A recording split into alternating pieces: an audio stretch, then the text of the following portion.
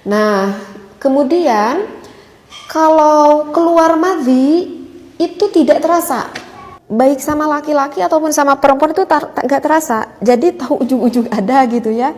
Misalkan di pakaian kita ataupun di celana dalam kita tahu-tahu udah ada basah. Nah itu yang dikatakan madhi.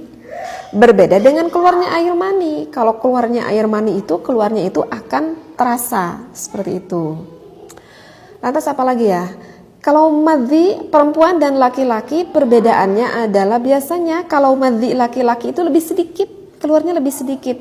Sedangkan kalau madhi perempuan itu keluarnya biasanya itu lebih banyak daripada laki-laki.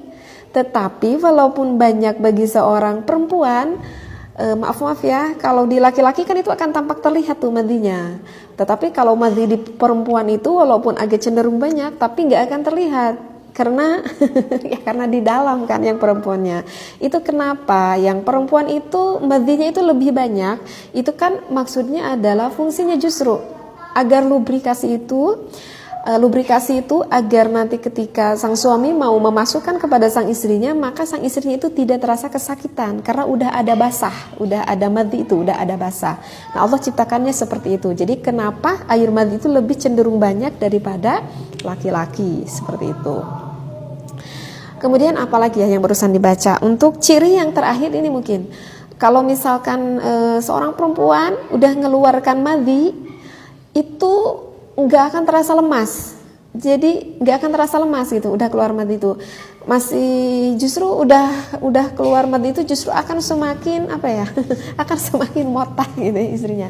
Jadi akan semakin bergairah, akan semakin itu badannya gitu ya. Berbeda kalau misalkan udah keluar mani. Nah kalau udah keluar mani justru itu anggota fisik kita itu akan melemah ya.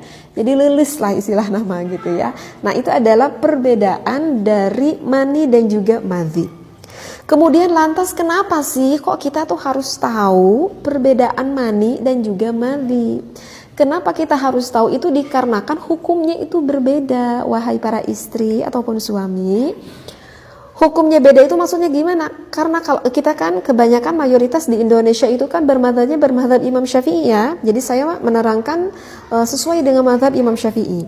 Nah, kalau menurut mazhab Imam Syafi'i, air mani itu adalah hukumnya suci, ya. Air mani itu hukumnya suci beralasan karena nanti akan menjadikan asal muasal manusia gitu ya. Sehingga berpendapat Imam Syafi'i bahwa air mani itu adalah suci. Nah, berarti kalau suci, andaikan air mani tersebut terkena nih ke badan kitanya gak najis, ya.